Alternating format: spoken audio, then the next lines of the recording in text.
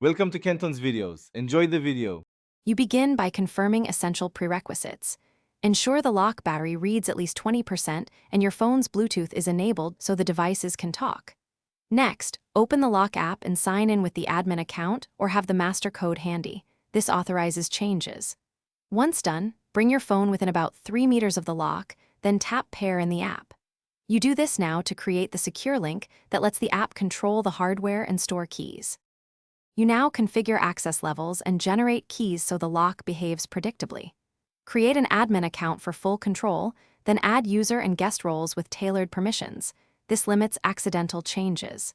Generate a digital key, set expiry or daily time windows, and enable entry notifications so you track usage. Make sure to turn on auto lock and door sense features if available. These automate security. Once configured, sync settings to the lock so both app and hardware share the same rules. You finish by validating the system. Test each digital key, the physical backup key, and any keypad codes to confirm entry works under real conditions. Then enable cloud backups and schedule firmware updates, making sure the lock remains responsive. If something goes wrong, try a soft reboot first. If persistent, perform a factory reset by holding the reset button for 10 to 15 seconds, then repair.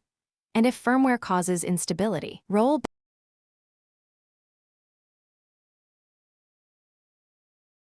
Thanks for watching. Consider subscribing if we helped you.